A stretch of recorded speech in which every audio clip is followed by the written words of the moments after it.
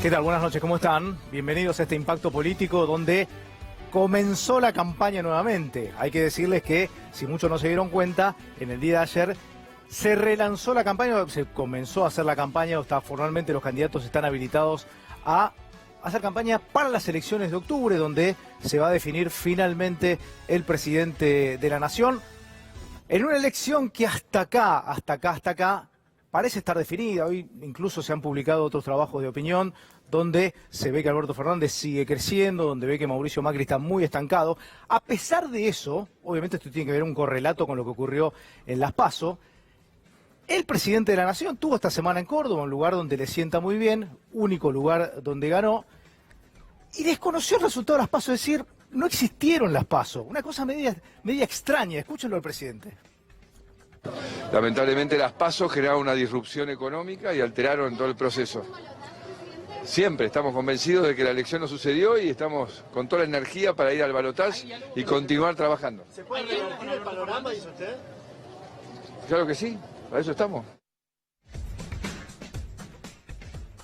Nunca existieron para el presidente.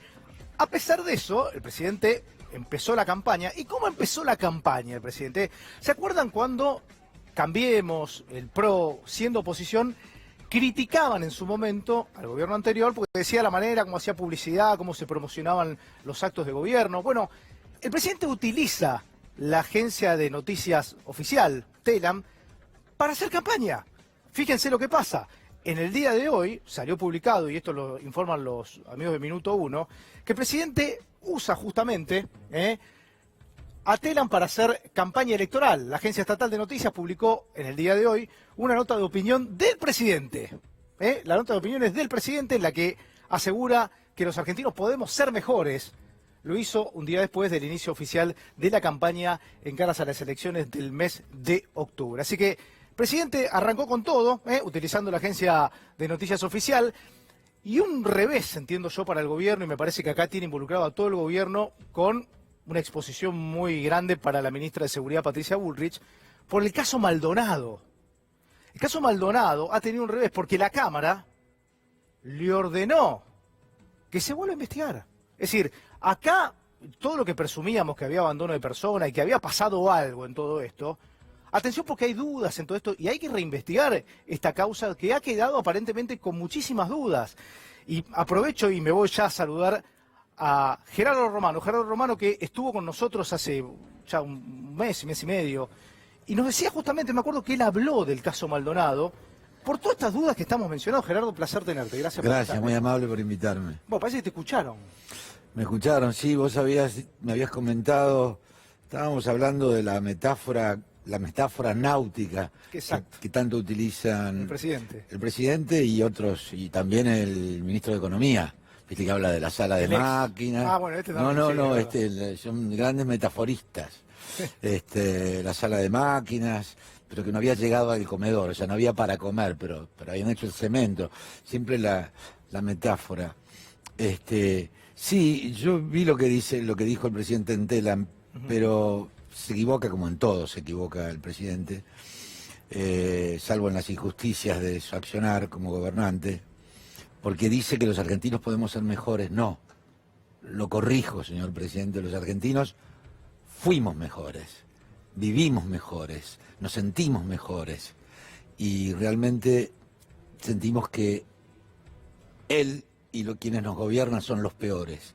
Por eso yo llamo a este gobierno una caquistocracia, ¿no? Caquistocracia. Sí, el gobierno de los peores.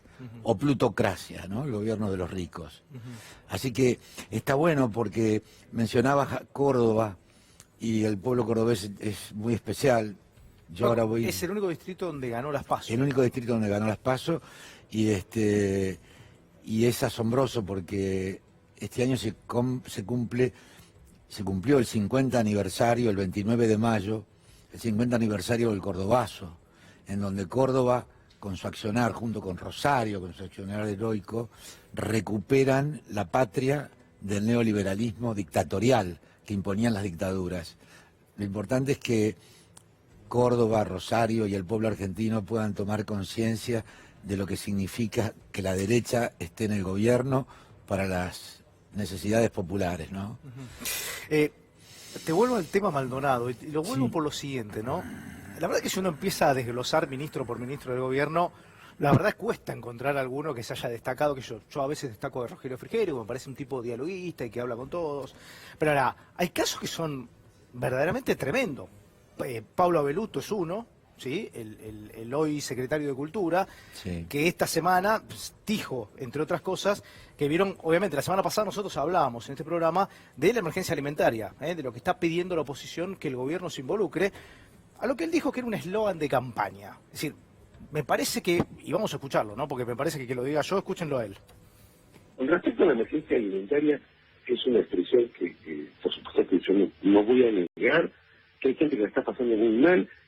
Me constan los esfuerzos que se hacen desde el Ministerio de Desarrollo Social para aliviar esa situación. Ahora, yo creo que alguien me diga exactamente qué quiere decir emergencia alimentaria. ¿Qué es lo que quiere decir técnicamente y prácticamente? Porque parece que en Argentina medio país se estuviera muriendo de hambre, y eso es mentira. Entonces, la situación por la cual la Iglesia o los sectores de la Iglesia, los movimientos sociales, dicen, hay que declarar la emergencia alimentaria, hay que declarar la emergencia alimentaria, ¿qué quiere decir? ¿Que hay que repartir comida a los movimientos sociales? ¿Que hay que establecer la reforma agraria? No entiendo qué es lo que quiere decir la emergencia alimentaria. Parece más un eslogan de campaña. Bueno, Qué bárbaro, ¿no? Que un ministro de Cultura se pregunte, necesite a alguien que le interprete, que haga una exégesis de la frase emergencia alimentaria. Cuando le dicen al señor Abeluto emergencia agropecuaria, ¿qué entiende él? ¿Que hay que ir a dónde? ¿Cómo se infiere lo que quiere decir? Que la actividad está en emergencia, la actividad Claro. de alimentarse, de ingerir alimentos de las personas está en emergencia, porque con las políticas que han hecho, las devaluaciones que han cometido, han mermado, han licuado los salarios, hay desocupación y la gente no puede comer. ¿Qué es lo que no entiende? Es un pelotudo, un cuadrado, lo entiende. Yo lo entiendo, que soy un humilde ciudadano, apenas un actor.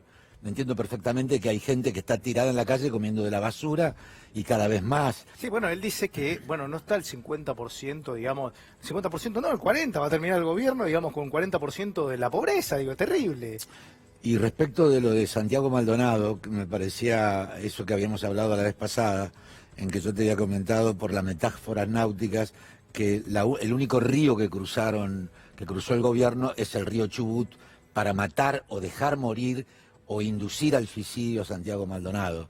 Porque la verdad es que es absolutamente increíble, nos toman de pelotudos a los argentinos, haciéndonos creer que un chico que estaba protestando, que tiene el idealismo de estar protestando por una causa social, se suicide en el río, se meta vestido en aguas heladas, no sabiendo nadar, haya estado rodeado de gendarmes, ninguno lo asistió o todos lo empujaron o huyó de... Es que, ¿sabes qué? Nunca fue claro la versión de la agenda. Es decir, cuando hablaba la ministra Bullrich, más que aclarar las situaciones, cada vez la embarraba más, es decir, todos nos quedaban dudas de lo que había ocurrido Y efectivamente. la presencia del secretario de Seguridad ahí, creo que se llama Bursaco, ¿no? Sí. Que nunca se aclaró claramente, pero bueno, también el Poder Judicial investigando a regañadientes, siempre con la presión del poder, el aliento en la nuca del Poder Ejecutivo, con la amenaza del Consejo de la Magistratura y de aplicarles un juicio político y despojarlos de la magistratura. Entonces, ¿cómo podés juzgar? ¿Tenés una familia? ¿Cómo puede un juez manejarse con objetividad y sentenciar o dictar justicia en función de cánones judiciales o los textos legislativos? No, está pensando en qué es lo que el poder político quiere y discierne. Sí, además, recordemos que teníamos a la ministra de Seguridad, en ese momento Patricia Bullrich, que se la agarra con Sergio Maldonado, el hermano que salía a hablar, salía a pedir, digamos, que se aclare esta situación. Y lo único que hacía era atacarlo. Es más, tenemos alguna de las frases que la ministra Bullrich le decía o le destinaba al hermano de Santiago Maldonado. Decía, lo de abandono de personas está dirigido a los compañeros de Maldonado que no hicieron nada. Es decir, ¿cómo lo sabe? Es decir, ¿qué sabía la ministra para decir este tipo de cosas? Dijo también, los 3 pedidos de revisión que hace la Cámara son elementos muy pequeños respecto a todo lo que hicieron los peritos. El ponen las algas y los billetes son elementos que van en la misma línea de lo que más de 50 peritos firmaron. Es decir, duda la ministra, dice, y el hermano de Maldonado ha hecho de esto una bandera. Quiere que la realidad encaje con su versión. Me parece tremendo esto, de una ministra, digamos, que es alguien de la política, digo, que pero te podés agarrar con los damnificados. Sí, está muy encaramado en la muerte, en los procesos colectivos de muerte. El PRO se encaramó en el poder en la ciudad de Buenos Aires con el tema de Cromañón, en el cual se produjo esa situación de desalojo del poder con Aníbal Ibarra, Claro. que realmente fue inentendible. Las muertes de 11, que están relacionando también la judicialización de muertes, de situaciones colectivas de muerte, de estragos, en las cuales se saca un provecho, ¿no? La ministra Bullrich en particular, ¿te parece que está cubriendo la agenda? Porque hay un hecho que no sé si ustedes se van a acordar, pero a poquito de asumir el gobierno nacional, Mauricio Macri en diciembre de 2015, pasó un hecho que pasó hoy a la distancia, parece como que nadie se acuerda, y es una manifestación que se iba a hacer en Jujuy, no sé si te acordás, y la ministra Bullrich manda un micro con gendarmes, ¿se acuerdan? Que se matan todos. 42 gendarmes perdieron la vida, nunca se aclaró.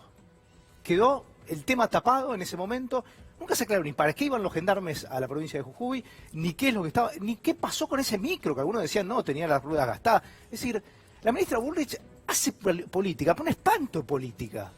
Sí, y a eso le agregamos el Poder Judicial sometido, subordinado, socavado por el Poder Ejecutivo, y que todas las decisiones estén totalmente desfasadas. Haya presos políticos en Argentina en el 2019, haya presos políticos, haya gente que está presa por pensar, porque no se le puede ganar en las urnas, se los condena realmente, y se les condena, digo, sin el debido proceso, porque no hay prisión preventiva, pero no hay condena. Exagerada, sí. No, la prisión preventiva no es la función que tiene. Entonces es muy fácil mandar en cana a alguien y que tenga que quedar en cana porque hay prisión preventiva dictada hacia destajo.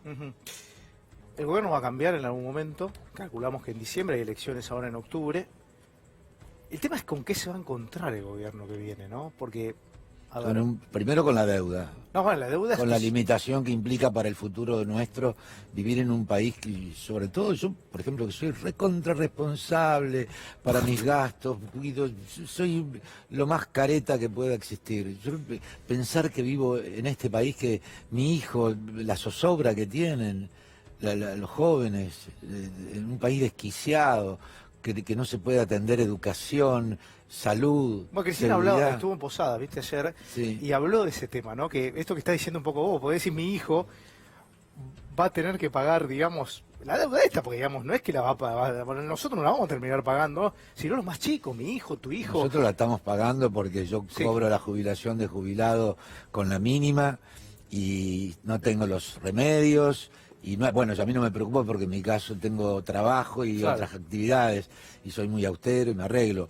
Pero cuando voy a cobrar mi jubilación mínima al Banco Provincia, que está ahí frente al Botánico en Santa Fe, veo los que llegan, que tienen 10, 15, 20 años más que yo, que van arrastrando las patitas, que los llevan del brazo así, que yo cuánto, y les veo la pilcha, los dientes que le faltan, y digo, ¿cómo será dibujar con 10.300 pesos esta situación de tener que sustentarte todo el mes, ni hablar si alquilás, de un gobierno que nos ha robado a los jubilados? En diciembre del 2017, subidos a la victoria legislativa de medio término, nos robaron a los jubilados el 18% de la escala de movilidad jubilatoria que teníamos con Cristina. Cristina habló, decía, estuvo en Posadas también, la semana pasada en La Plata, en Posadas multitudinaria también la cantidad de Estamos gente. estamos empatados con la Unión Soviética, con Rusia. Rusia cobra $180 mensuales un jubilado, en Finlandia 1.800. Habla Cristina justamente de este tema que estamos hablando con Gerardo.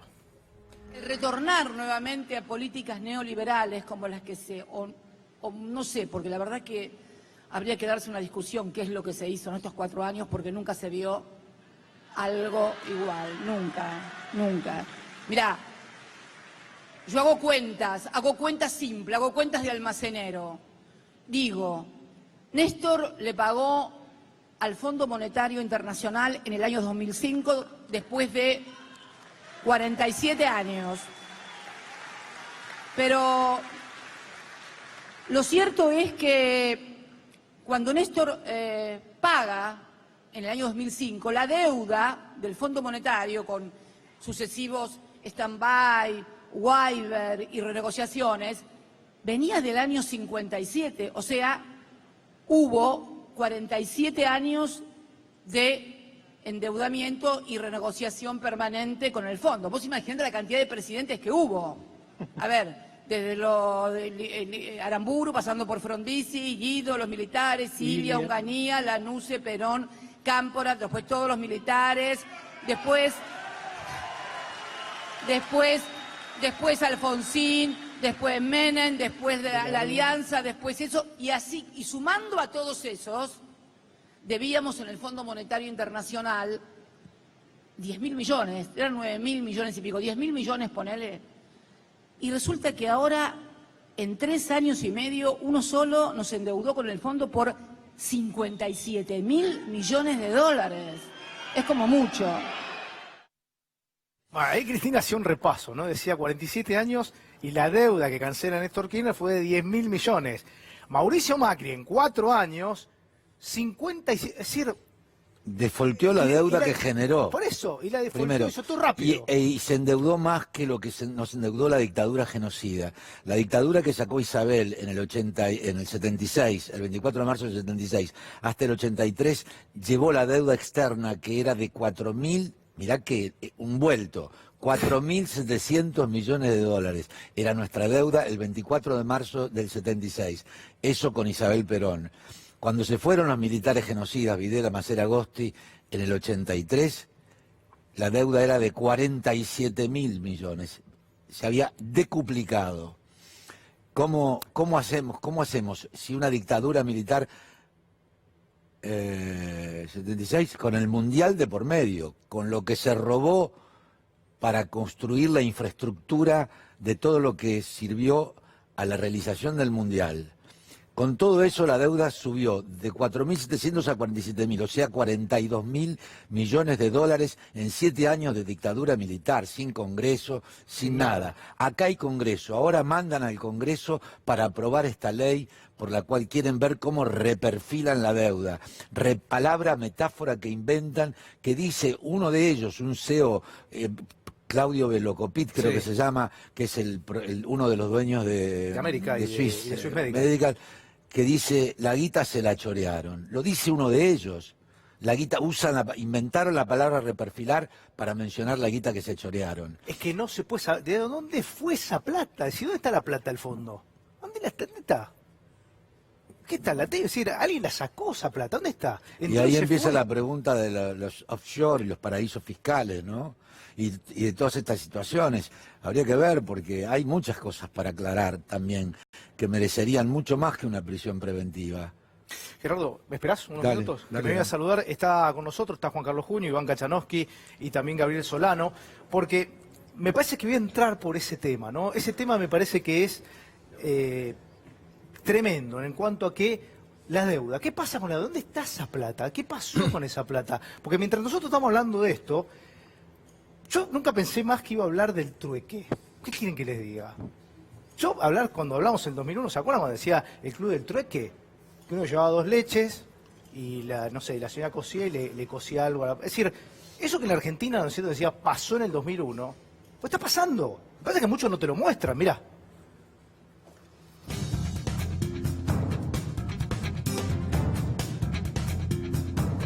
Bueno, Manuel, contame, ¿hace cuánto que venís acá a la feria del barrio La Paz? Desde que inauguraron. Hace rato ya, de que inauguró, estoy acá. ¿Y qué vendés vos acá? Yo vendo verduras. Ah. Vendía ropas y ahora vendo verduras. ¿Y por qué empezaste a venir? Y por la necesidad, porque me quedé sin trabajo y muchas cosas. Yo estaba trabajando en la empresa EITAR y bueno, ya se cumplieron 3 meses de que los dueños se fueron y nos dejaron sin nada. Comés un día y al otro día no comés, y vivís un día y al otro día no podés pagar la luz, el gas, todo lo que vos necesitas para vivir. Lo personal ya no se puede comprar remedios, que yo uso remedios. no los puedo comprar. ¿No compras la medicación? No me alcanza porque no me alcanza. O como compro la medicación que yo necesito mensualmente. ¿Cuándo fue la última vez que no comiste una noche? Ayer. ¿Ayer no comiste? No, porque no había. Tenemos compañeras que se van de acá sin comer, que vienen y nos dicen, hace 2 días que no como. Una compañera fue descompuesta de acá, no nos dijo que no había comido 2 días y bueno... ¿Que se desmayó? No se desmayó, pero se fue descompuesta. No se sentía bien y se fue. ¿Y qué te pasa cuando lo escuchás, por ejemplo, al presidente decir, bueno, paciencia, ahí viene, ya está arrancando? No, te da mucha impotencia, porque decir, va, a él tranquilo, no pasa nada, porque él tiene, él no pasa necesidad.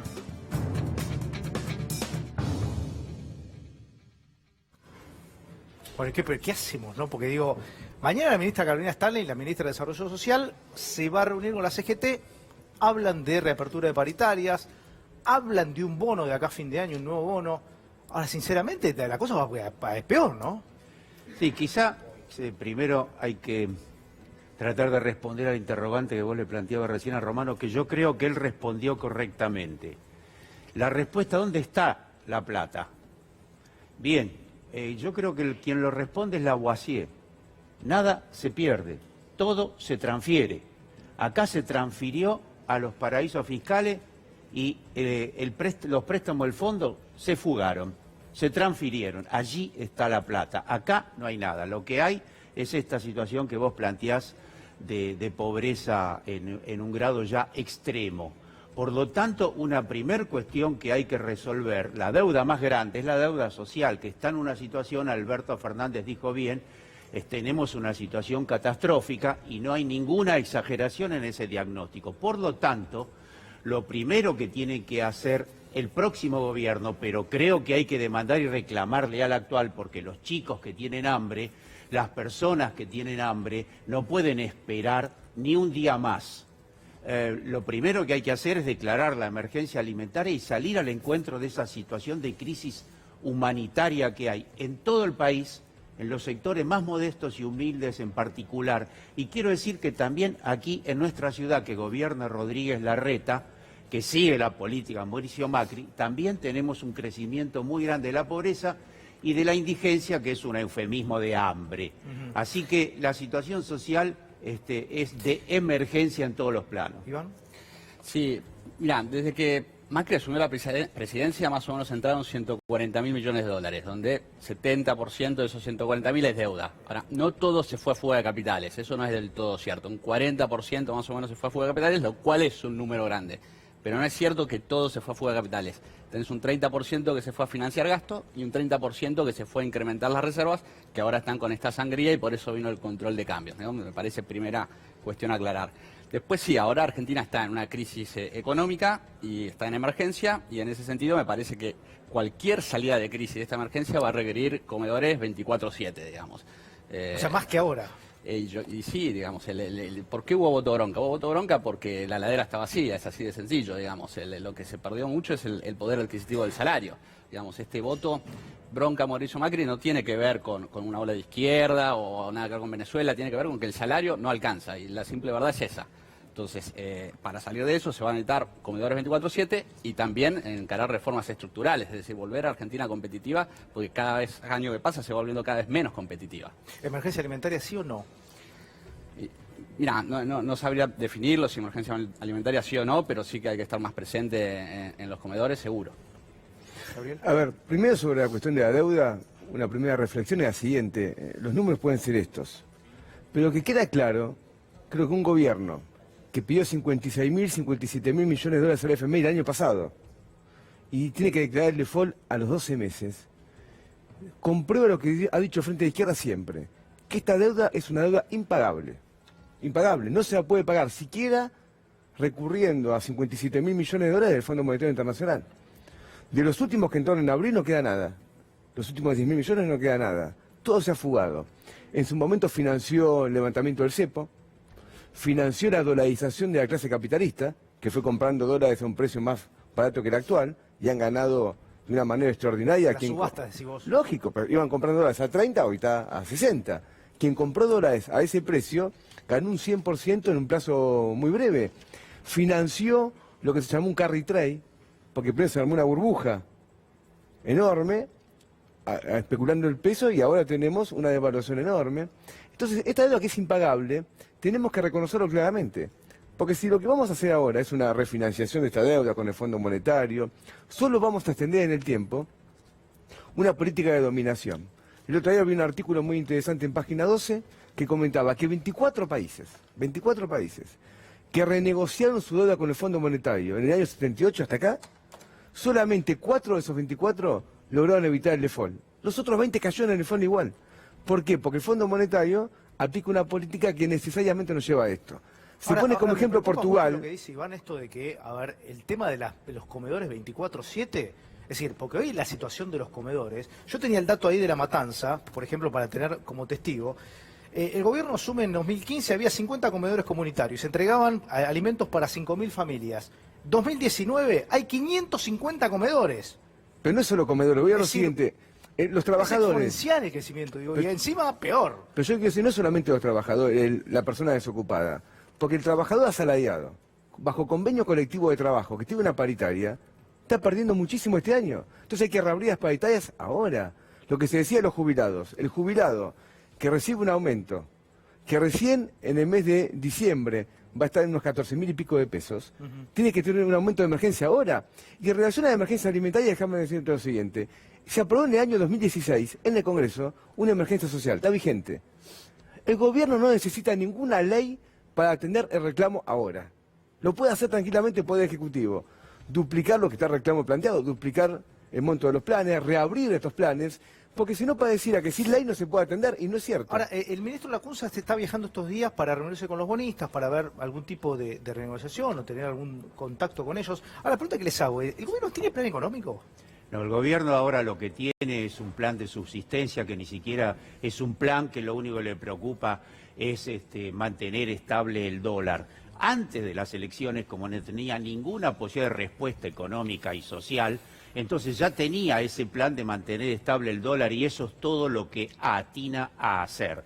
Incluso estas medidas que efectivamente tuvieron resultados son medidas que están en contra de su filosofía y que la hace tardíamente, la hace mal. Sin embargo, lograron frenar esa situación que se había generado. No hay plan. Acá lo único que es legítimo efectivamente es que la sociedad reclame por la urgencia. La urgencia es de medicamentos, la urgencia es de los jubilados, la urgencia es de los trabajadores del sector privado que perdieron un 20%, y así sucedía. Los científicos, los jóvenes científicos. Acá decía, en la ciudad tenemos una cantidad de urgencias importantes que es legítimo que se le reclame ahora a Rodríguez Larreta. Ahora bien, acá lo que hay es un modelo económico-social que encaró Macri, que ya fue el que hizo Menem, que ya fue el que hizo de la Rúa, que todos nos endeudaron y terminó así.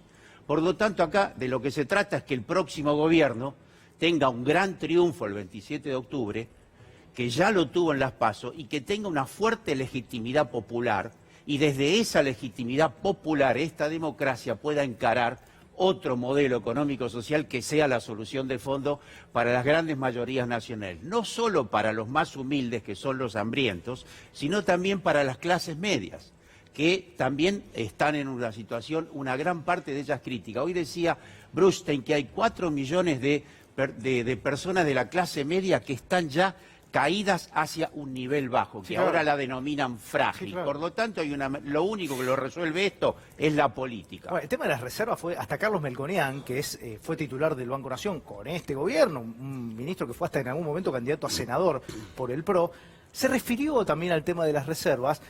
Porque obviamente, nadie termina. Esta semana hubo fuga de reservas, recordemos, y la viene teniendo porque el gobierno quiere sostener el dólar. Es decir, parece que el objetivo que tienen todo esto es sostener el cambio, ¿sí? Que el dólar no se desmadre. Es más, muchos estaban contentos porque hay una semana de estabilidad. Creo que el gobierno es cortoplacista, era un gobierno que hablaba en un comienzo a 20 años. Hoy, ya que una semana el dólar esté estable, bueno, le parece razonable. Ahí lo dice Graf. Melconian, ¿qué dijo? El plan Picapiedra, digamos, hay que sostener los depósitos, porque eso también, recordemos que el lunes empezaron los bancos a devolver. Escuchen lo que decía Melconian. Que el nivel de reservas era una teta con leche y que tenía como mínimo 3 terneros mamando. Un ternero de la deuda mama de ahí. Y dice, está toda la leche ahí. Hay una segunda cuestión que eran los 200, 100, 50, 300 millones de dólares por día que vendía el Banco Central. Y tercer ternero, los bancos cuando reciben depósitos en dólares, en peso olvídense que ahí no va a haber problema, este es un modelo distinto a la convertibilidad, si en las preguntas aparece lo contesto, pero el depositante en peso olvídese. A él no le puedo prestar porque no cobra en dólares, a él le puedo prestar porque es exportador en dólares. Entonces, de cada 100, mitad lo podía prestar y mitad me sobraba. Lo llevaba, como está establecido hace años, a las reservas del Banco Central, si bien son leche de la teta, son propiedad de los depósitos en dólares. Entonces, el éxito de la transición es... Che, la suma de la leche de los 3 terneros, ¿alcanza la teta? Con el candidato probable ganador que dice, no me toqué la leche de la teta, la reserva. Entonces al candidato ganador hay que decirle, como a todos los candidatos ganadores, este es un país que si querés una transición ordenada, la teta llega sin leche.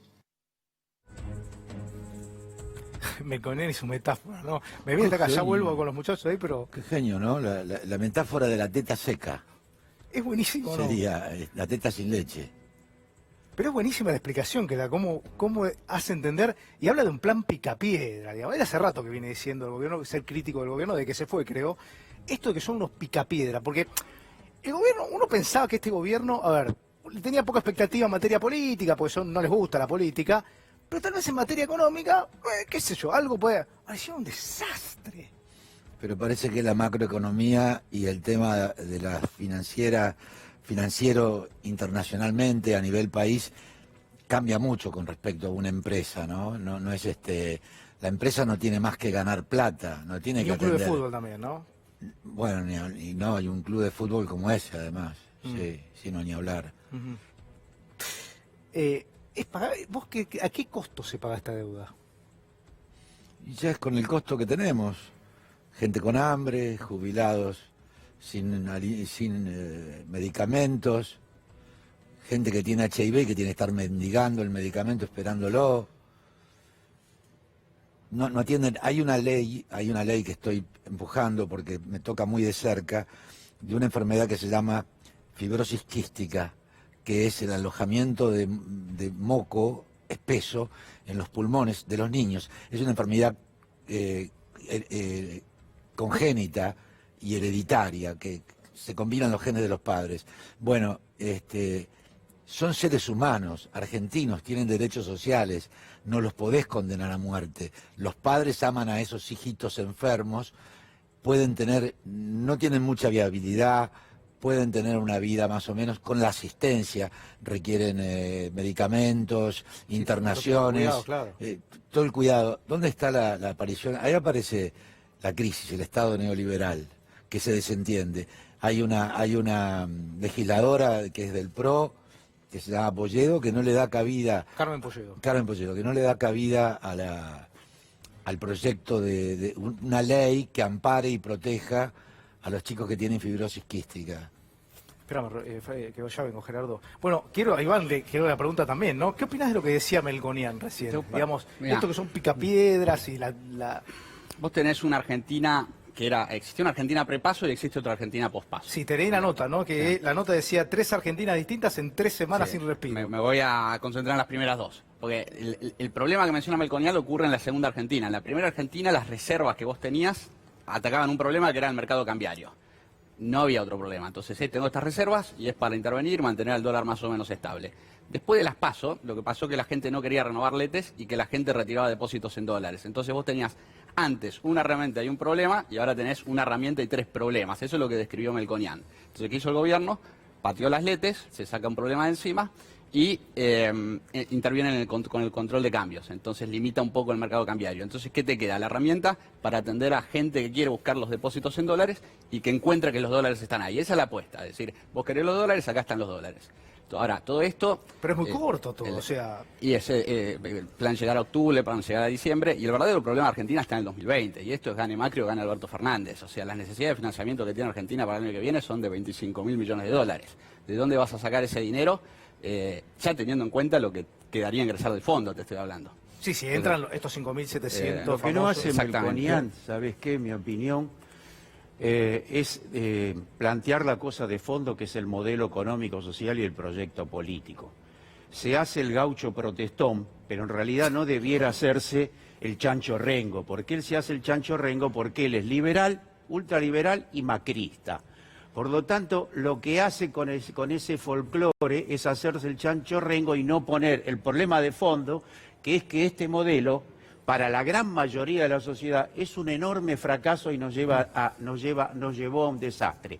En todo caso, para los sectores minoritarios, los multimillonarios que gobernaron este país, no es un fracaso, es un éxito. Entonces, lo que hay que hacer es cambiar este proyecto político y este modelo. Y eso es lo que oculta Melconian con su pseudo folclore.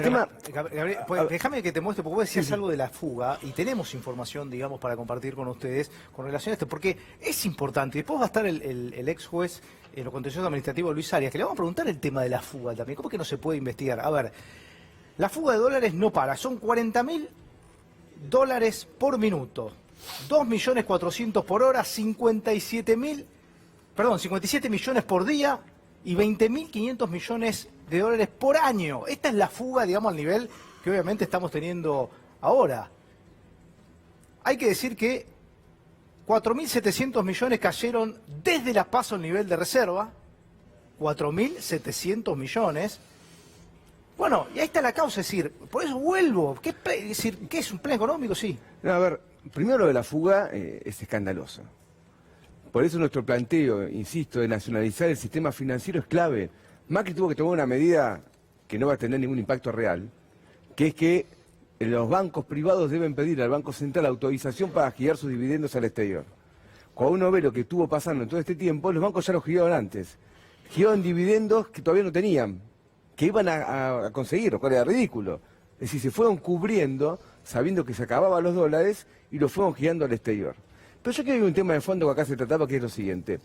¿Por qué la plata se fuga? La plata se fuga porque ese dinero no encuentra ninguna inversión que resulte redituable a la tasa de beneficio que reclaman los capitalistas. Porque uno dice, ¿por qué hay plata que se va? ¿Por qué no se pone una fábrica? ¿Por qué no se pone esto? ¿Por qué no se pone el otro? Porque los capitalistas reclaman una tasa de beneficio mayor. ¿Y cómo la quieren conseguir? ¿Con una reforma laboral? ¿Con una reforma previsional?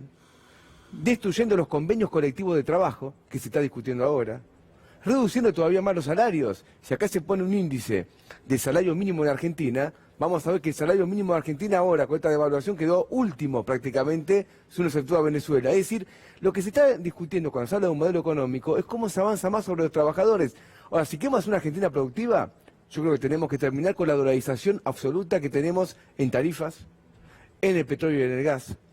Recuperar el sistema financiero, porque si no, vamos a recrear lo mismo. Gracias a los tres por haber venido, es un placer tenerlos como siempre. Y me voy a hablar con Gerardo, que ya para despedirlo, preguntarle a Gerardo, ¿qué te pareció el rol de Pichetto? Este Pichetto ahora que sale a decir que alguna de las causas que tenemos son los piqueteros, por ejemplo. Él estuvo esta semana hablando del tema, textualmente dijo, los piqueteros no laburan y son la causa endémica del endeudamiento público. Me parece un mentiroso, porque él es político, forma parte del gobierno, conoce de historia y sabe historia económica reciente y sabe cuál es la causa del endeudamiento que hemos tenido, que es una política que descree de todo lo que hizo el gobierno anterior, que es una política de desendeudamiento. Vos estabas diciendo ahí 4.700 millones es lo que se lleva de las PASO hasta ahora. Esa es la cifra que te decía hoy que Isabel Martínez... 25 días, ¿cuánto hace? Nada. Sí, bueno, Isabel Martínez de ayer a lo largo de ciento y pico de años de historia. 4.700 millones. Ipsos Global Advisor es una encuestadora que hizo un trabajo de opinión de los países, ¿no? Mide el índice de felicidad. 28 países. Primero están, ahí lo miraba, Australia, Canadá y China. Argentina está último. ¿Lo ves en la calle eso? ¿Lo notás? Mucho, sí. Lo noto se evade un poco de esa situación cuando la gente encuentra la manera de canalizar que hay una esperanza. Yo vengo de un acto en Avellaneda recién, un acto de cultura, una feria del libro, y estaba lleno de gente y la gente estaba con esperanza y los actores que fuimos y expresamos nuestras opiniones políticas, se sentía esa energía, esa fuerza. Ahora, perdón, aprovecho, si me permitís, sí, claro. Me voy a Córdoba en el aniversario del Cordobazo, voy al Teatro Real el 28 y 29 de septiembre con El Judío Común y Corriente, que ya ha estado y me ha ido muy bien en años, Córdoba. ¿no? Quinta temporada. Quinta temporada. Y el público cordobés es muy exigente, y el Teatro Real, que queda frente a la plaza principal, es bellísimo, lleno, y es muy interesante poder plantear lo que planteo en la obra, porque hay un puente de comunicación entre el totalitarismo nazi y el totalitarismo del neoliberalismo, en donde se embloca el poder. En este momento hay un poder judicial, político, militar, económico y mediático, todo que es el mismo, todo se copia y se calca, por eso es tan difícil de alterarlo. Gerardo, placer verte, te despido, gracias por Gracias. estar. Gracias a vos, mil gracias. Vamos ahora a escuchar a Cristina, que estuvo en Posadas, te lo contábamos, que habló de la deuda. Escuchen a la expresidenta. ¿Cómo puede ser que en apenas 3 años y medio otra vez estemos así? Esto es lo que a mí me angustia. Me angustia, sí, debo decirlo, me angustia porque fue mucho el esfuerzo. Yo lo veo también por ahí un poco individualmente, egoístamente, o sea, yo me quedé con ese Néstor orgulloso de haberle pagado al fondo y me quedé con todo lo que nos tocó vivir, lo bueno y lo malo, y la verdad que te digo, qué pena, qué inmensa pena, qué inmensa pena, qué inmensa pena lo que nos pasó y lo que nos está pasando. Pero bueno, nada, hay que trabajar y no bajar los brazos, como siempre. Bueno, estamos con Luis Arias, el ex juez federal en lo contencioso administrativo. Fue candidato en La Plata, estaba viendo cómo laburaban en La Plata, están laburando todos juntos, se sirvió la paso ahí, ¿no? Porque se unificaron. Pero quiero preguntarte, Luis, por esto, digo, ¿no? El presidente habla de la deuda, digo, ¿alguna vez, en algún momento, hablábamos de fuga, ¿argentino vamos a ver quién se llevó la guita? Bueno, yo creo que hay que hacer una auditoría, ¿no? Profunda, en materia de deuda, en materia de blanqueo y también de fuga. Hay que investigar profundamente desde lo administrativo y de lo judicial si hubiera habido irregularidades. Y también necesitamos nuevas regulaciones, ¿no? Porque el fundamento de lo ilícito tiene que ver con no dañar al otro. Claro. Y si por eso está penado distintos delitos. El robo, también el homicidio. Y si esto verdaderamente causa un daño al país, la fuga, y se violan normas, también hay que pensar en ciertos ilícitos económicos, pensar en alguna reforma también. Esto no tiene que causar ningún tipo de alarma en los mercados, nada. Digamos, la propiedad se respeta. Sí, claro. Está en nuestra Constitución, la sí, propiedad pero estamos hablando de casos donde se utilizó el poder, digamos, el estar en el poder, el tener privilegio de información, para hacer determinados movimientos. Es decir, a ver, yo creo que en algún momento Luis Caputo, el famoso Luis Caputo, debería ser investigado. Luis Caputo, los amigos cercanos al presidente, Nicolás Caputo, digamos, ¿no? Marcelo Mildrin y Rogelio Pagano, que se beneficiaron enormemente con actos estatales, personas todas cercanas al entorno presidencial, con miles de millones, ¿no?, de dólares. Quiero contarles a ustedes que Luis dejó de ser juez en el año 2018. ¿Por qué? Porque era uno de los pocos jueces que iban contra el Estado, iba contra el gobierno. ¿Para qué? Para aplicar medidas para suspender los aumentos de tarifas. ¿Se acuerdan que en un momento fue desmedido? O sea, fue 3.000 y no sé cuánto fue en general, porque si uno saca un promedio, 1.000 y pico % fue el aumento de tarifas, electricidad, gas. Y lo que hacía Luis era justamente frenar eso. O sea, como era primera instancia, después la Cámara revocaba, pero frenaba momentáneamente justamente estos aumentos. Eso te costó el cargo a vos. Y no tengo duda. En primer lugar, aclararte que yo no iba contra el gobierno. El gobierno fue contra mí. Claro. Sino que la función de los jueces es garantizar los derechos de la ciudadanía. Las tarifas tienen límites, la potestad tarifaria tiene límites, la Corte de la Nación ha hecho un catálogo de derechos en la causa Cepis, tomando criterios que otros jueces ya habíamos establecido, como la no confiscatoriedad, la energía forma parte del derecho a la vivienda, la razonabilidad de las tarifas, el principio de razonabilidad de las tarifas, en fin, muchos límites que el Poder Ejecutivo rebasó, que no respetó, inclusive algunos de ellos consagrados por estándares internacionales, ¿no? Como la observación 4 del Pacto de Derechos Económicos, Sociales y Culturales. Entonces, esos límites no fueron cumplidos y se violaron derechos de las personas, de los usuarios, y muchos jueces intentamos poner límites a eso, ¿no? También el derecho a la información. Acordate que no querían dar información acerca del gas en el punto de ingreso al sistema de transporte, el famoso gas en boca de pozo. Hasta el exministro Aranguren fue a la Cámara de Diputados. Pero te pregunto, y te lo digo porque sé que sos un especialista en el tema, ¿no está el derecho al consumidor ahí?